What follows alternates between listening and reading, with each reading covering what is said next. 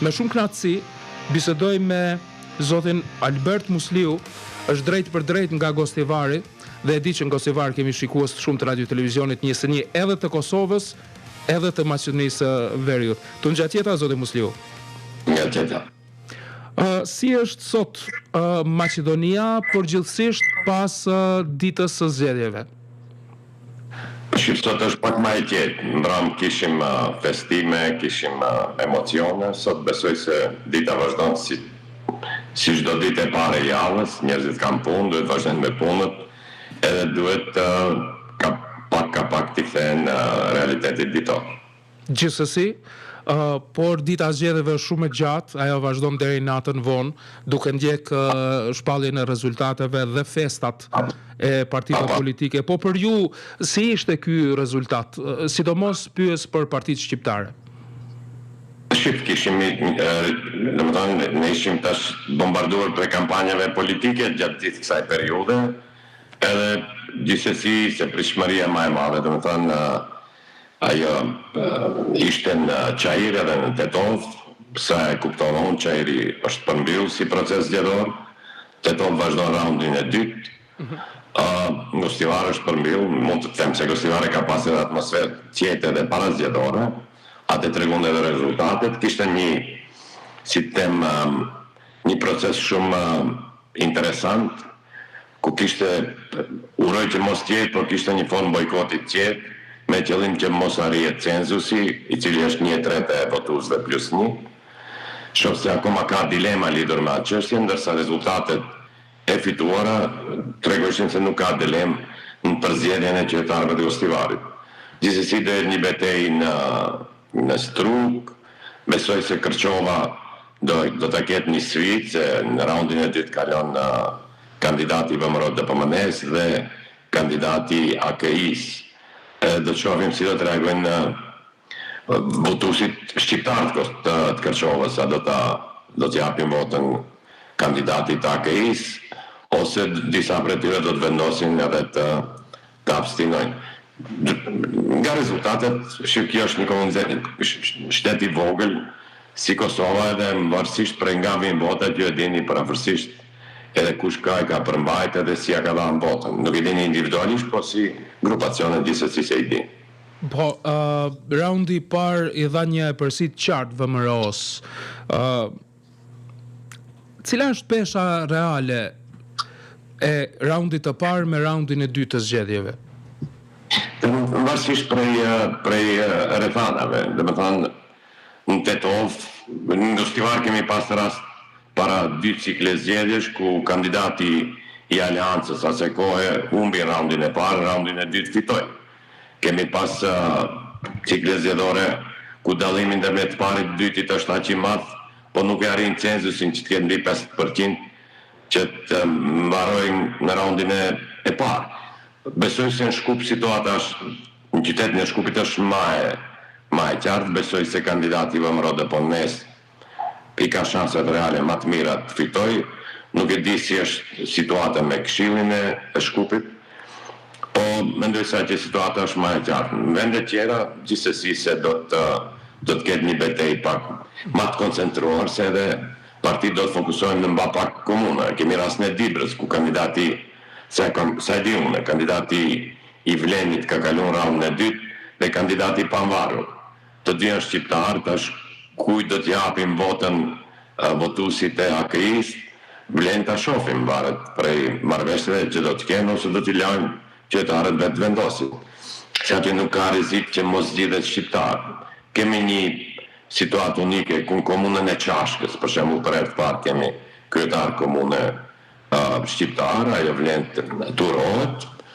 Ndërsa zgjedhjet lokale çdo herë në Ramane. Si është proporcioni popullsisht në Çashk? Shqiptarët janë minoritet apo? Po besoj se nuk janë minoritet nëse kanë fituar prej raundit të parë. Atëherë pse për herë të parë? Është një pyetje krejtësisht. Data demografike ndryshon. Ne kemi 2 komuna në Shkup, Buteli edhe Gazi Baba, që kanë një popullat në rritje shqiptare, që sigurisht do të ketë ndryshime edhe atje në ciklet ashme zgjedhore. Ka pas një inxhenjering me vijat e pushteteve lokale, qish për vitit 90, nuk është ajo ndonjë sekret, po besoj se ato inxhinieringa mund t'i bonin deri me një moment kur nuk mund të ndryshoni edhe realitetin. Ashtu që jam shumë optimist se Gazipap edhe në Butel do ketë gjithsesi një peshë më të madhe politike të popullatës shqiptare, a do të fillojë ajo menjëherë me fitimin e postit të kryetarit komunës ose me pamundësinë e anashkalimit të vullnetit politik shqiptar në ato dy komuna, po është një proces ajo. Edhe ky zgjat që 35 vjet nuk është kjo diçka e re. Ne s'kemi pas kryetar komune edhe në Çajir shqiptar se s'ka ekzistuar si komunë, po u formu si komunë, edhe atje kemi në mënyrë standarde kryetar komune shqiptar. Në Këshov ndodhi ajo, në Struk ka ndodhur, domethënë ka pas ndryshime si kalon koha. Besoj se Shkupi nuk do të mund të disa komuna Shkupit nuk do të mund të anashkalojnë atë ardhme ku do të jenë shqiptarët edhe më të rëndësishëm politikisht për shkak të numrit në rritje cilën ato e kanë. Era fundit që lexova për pjesëmarrjen e votuesve në zgjedhje ishte shifra 46%. Nuk di nëse e kam të saktë apo gabim, por këtë shifër e lexova për herë të fundit. Megjithatë nuk është 50%. Çfarë do të thotë kjo? Është lodhje? Do të bëhet një sqarim edhe për shikuesit tuaj në Kosovë, në Maqedoni jemi pak më të vetëdijshëm për atë. Kjo është mbas të votuesve të regjistruar. Ne kemi një komunitet i cili është mund të vëdhe mbi 50% jashtë Maqedonisë, pa ato prapë janë listën votuese edhe kur dalin votuesit, është rënë të arrijnë përqindjen 60-70% nëse fizikisht janë 50% prezent gjatë ditës të votimit. Kjo është një temë që neve na ngarkon, edhe subjektet politike nuk arritën ta gjejnë mënyrën se si kjo të anashkalohet. Për shembull, edhe mbrapa në një emision e përmenda se edhe modeli i Kosovës ku diaspora janë mund të votojë në mënyra pak më të lehta, duhet të mirret parasysh se shifni në Maqedoni, ju nëse jetoni ku ta di në Los Angeles për të votuar duhet shkoni një prej konsullatave të regjistroheni, po ditën e votimit shkoni të votoni prapë, nëse ka përsëritje edhe një herë, domethënë ju duhet me $1000 të harxhoni edhe të hupni kohë për të realizuar një drejtë e cila këtë kohë moderne digjitale mund të realizohet shumë më shpejt edhe shumë më kollaj. Po ka pas një hezitim prej gjithë spektrit politik në Maqedoni që vullneti i këtyre qytetarëve tanë e drejta e votimit cilëve është e pamohueshme, është edhe me kushtetutë e garantuar, lehtësohet në mënyrë që ato të marrin pjesë në mënyrë sa më aktive edhe në proceset zgjedhore. Domethënë nuk është ajo se është dalja e ulët të shqiptarët, dalja është e lartë, besoj se nëse Çajiri ka kaluar mbi 50% mund të jetë dalja edhe mbi 90% atje për shkak të diskrepancës ndërmjet numrave të regjistruar të votuesve dhe numrave aktual të cilët gjenden fizikisht në Çajir, ashtu që nuk besoj se të shqiptarët ka qenë dalja e vogël, po pikërisht për shkak të kësaj anomalie ka një paraqitje se dalja është e vogël. Ne kemi migracion të shprehur, siç kalojnë vitet ai edhe rritet, edhe ajo reflekton edhe numrin e atyre që kanë dalë, po jo në numrin e atyre të cilët janë të regjistruar në listën zgjedhore. Atëherë, përpara se të flasim pak për partitë shqiptare për garën e tyre të ashpër që patën në fushatën elektorale, po fitoria e VMRO-s përballë LSDM-s, çfarë do të thotë për shqiptarët e Maqedonisë së Veriut? Shqiptarët më kollaj funksionojnë kur ka një farë baraspeshje ndërmjet VMRO-s dhe LSDM-s se nevoja për vota shqiptare atëherë rritet. Këtë kemi pa më shpesh zgjedhjet presidenciale, sa më të parafort janë kandidatët e LSDM-s dhe VMRO-s, aq më shumë mund të fitojnë negociata, partitë politike shqiptare negociata me kandidatët. Kjo vlen edhe për pushtetin lokal. Kjo vlen edhe për fuqinë politike cilën VMRO tash implementon në mënyrë absolute. VMRO kishte një detyrë të rëndë ta afirmoj fitoren në zgjedhjet lokale cilën e kishte para 4 viteve, e cila shkaktoi edhe dorëheqjen e kryeministrit atëhershëm Zoran Zaev. Ajo me numra që i dëgjojmë tash nuk janë zyrtare gjithë, ajo e ka vërtetu atë pozitë cilën e ka fituese. Kjo duhet jetë një shkak për reflektim të LSDM-s, e cila gjithsesi asesi të rikuperohet. Bile kryetari i tyre thas që në disa vende ka përmirësim prej votave të cilat i kishin zgjedhjet parlamentare, të cilat ishin historikisht më të këqija për atë parti.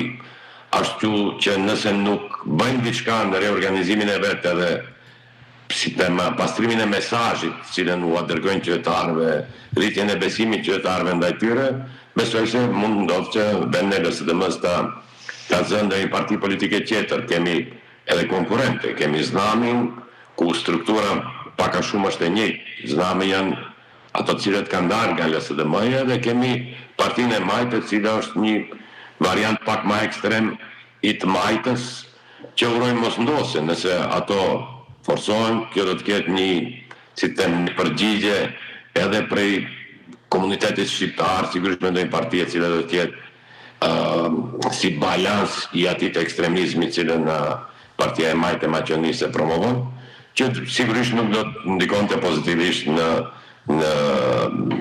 situatën të mëreshme politike edhe marrëdhënien ndërmjet dy komuniteteve më të mëdha në Maqedoni. E qartë. Po te shqiptarët vleni deri me tani sa janë të mundshme për të ditur rezultatet, vleni ka fituar Çairin, Haraçinën, Zhelinën, Sarajin e të Arcën. AKI-ja ka fituar 4 në raundin e parë, Gostivarin, Qashkën, Likovën dhe Plasnicën. Nga gara shumë e ashpër në fushat elektorale të rezultatet në ditën e zgjedhjeve, a fituan të dyja kampet më të mëdha të shqiptarëve? Të dy kampet më të mëdha gjithsesi se kanë fituar. Zgjedhjet lokale janë shumë të koklavitura, domethënë edhe zakonisht fuqia politike mbatet te numri i këshilltarëve, se ne në Gostivar kemi pas 4 kandidatë, ndërsa kemi pas 10 lista këshilltarësh, partia turke, Rome, gjithë kanë qenë veçë, dhe besoj se kjo do jetë edhe pjesë e narrativit cilën AKI-ja do ta përdor tash në fazën e dytë para raundit të dytë të zgjedhjeve. Gjithsesi ka pas edhe kështu surprizën. Çairi ka qenë normalisht në fokusin e zgjedhjeve për shkak të prezencës të kandidatit i cili është lideri i një partie të vlenit dhe si them vëmendjes ose energjisë politike që ja dedikoi edhe AKI-ja kandidaturës të Bujar Osmanit në atë komunë. Ashtu që kush është fitues, mendoj se ato do të kenë narrative ndryshme. Zakonisht se te komunat, te kryetarët nuk mund ta matni fuqinë politike, mund ta matni si them atë aftësinë politike për të marrë vota edhe prej tjerëve të cilat nuk janë pjesë e subjektit tuaj politik. Mendoj se këto argumente do të dalin shumë shpejt tash ditët që vijojnë, se pas do paralajmërime që shprejnë mbrame edhe prej kampusit të AKI-s. Gjithsesi nuk mund të bëni paralele ndërmjet komunës Çairit edhe të Arcës ose Plasnicës, kanë peshën e vete. Komuna më të mëdha shqiptare në Maqedoni janë Çairi, Tetova, Gostivari, Struga, Kërshova, edhe komuna tjera cilat janë pak më rurale, po numri i përgjithshëm i tyre mbledhet në listat e këshilltarëve, se aty qytetarët votojnë pikërisht për partinë politike, ndërsa te kandidatët votojnë edhe për kandidatët. Mendoj se subjektet politike duhet edhe të reflektojnë ku kanë gabuar me kandidatët, nëse ajo nuk u përputhet me listën me votat që i kanë marrë për këshilltar, po kjo nuk është herë e parë që ndodh, kjo ka ndodhur vite me radhë, edhe kemi pas një diversitet shumë më të madh në pushtetin lokal sesa që kemi pas në pushtetin qendror. Pushtetin lokal Gostivari, për ku jam unë, në 6 ciklet e fundit, në 5 ciklet e fundit ka pas lider prej opozitës. Domethënë, qytetarët e Gostivarit e kanë zgjedhur për kryetar, përfaqësues një partie politike opozitare që nuk ka ndodhur për shembull në rafshin qendror, ku BDI-ja ka qenë pushtet shumë më gjatë me partner ku gjithë vlen të thuhet se gjithë që janë pjesë e spektrit politik, spaku njëherë kanë qenë në bashkëpunim në pushtetin qendror me BDI-n, edhe disa fytyra eminente të të Vlenit kanë qenë edhe pjesë e Bashkimit Demokratik për Integrim. Ashtu që them aty situata është më alarmante te kryetarët, ka shumë vota që kryetarët i kanë marrë edhe me personalitetin e vet, pavarësisht prej orientimit politik. Po numrat do duhet përfundimisht t'i shohim, dalë edhe Komisioni Qendror Zgjedhor, na japë numrat e mbas asaj mund bëjmë analizë edhe më konkrete. Natyrisht që po, duke pritur edhe rezultatet e balotazhit në komunat e Maqedonisë së Veriut, por rezultati në komuna në një farforme është një lloj treguesi për simpatinë e qytetarëve edhe për subjektet politike. A mund të ndikoj në rezultati i balotazhit dhe i raundit të parë në marrëdhënien mes të partnerëve të koalicionit qeverisës, Partisë Maqedonas edhe partnerit shqiptar? Tash këto rezultate që janë paraprake nuk më çojnë të besoj se do të ketë ndonjë ndryshim radikal në atë drejtim, po vlen të presim edhe shohim. Them se gjithë këto informata që i marrim zakonisht prej subjekteve politike, ato duhet merren pak me rezervë. Duhet dalin në përfundim. Mendoj se edhe gjithë subjektet politike këtë që va them unë se peshën edhe simpatinë e qytetarëve zakonisht e kërkojnë për subjektet politike, e kërkojnë te votuesit e përkëshillat komunal, ndërsa për kryetar tash aty ka edhe preferenca edhe individuale, është kandidati më i mirë, është kandidati më i keq kështu më radhë. Edhe në varësisht për asaj edhe qytetarët votojnë ose në varësisht për bashkëpunimit me subjektet politike tjera, të cilat janë pjesë e koalicionit në cilën ato marrin pjesë. Domethënë do duhet dalin rezultate, në bazë të rezultateve shohim çfarë drejtimi shkon. Shef në Gostivar kishte dilemë, a duhet të pranohen zgjedhjet ose jo, se gjoja mungojnë 10-20 votues, ndërsa nga ana tjetër nuk flitet për atë që nëse ajo ndodh, atëherë ne kemi pas një farë bojkotit qetë nga bashkëqytetarët tonë këtu Maqedonës, të cilët nuk kanë dalë në procesin zgjedhor me qëllim që targetohet mos pranohet cikli i parë se nuk është arrit cenzusi për 1/3 plus 1. Vlen të them se ky ligj është ndryshuar vitin e kaluar, domethënë nuk ka qenë një standard edhe i maparshëm. Nëse ajo ka ndodhur si formë bojkotit që uroj mos jetë, atëherë ajo do të ketë reperkusione tjera edhe në ciklet zgjedhore tjera, veçanërisht ato prezidenciale, por nga ana tjetër ndëgjova një paralajmërim nga eksponent të Vlenit se këto rezultate për ato janë një shtytës plotësues që të konsolidohen eventualisht edhe një subjekt politik, se tash kemi aty 3 subjekte, që nëse ajo ndodh, besoj se do të jetë një motiv plotësues edhe për AKI-n, eventualisht shkojnë në atë drejtim. Ashtu që ka shumë opsione të cilat mund dalin varësisht prej rezultateve preliminare që do të shohim në raundin e parë dhe asaj si do të përfundojnë këto zgjedhje lokale. Unë të falenderoj shumë për paraqitjen tuaj dhe sigurisht të flasim sërish në raste të tjera, zoti Musliu. Faleminderit edhe ju.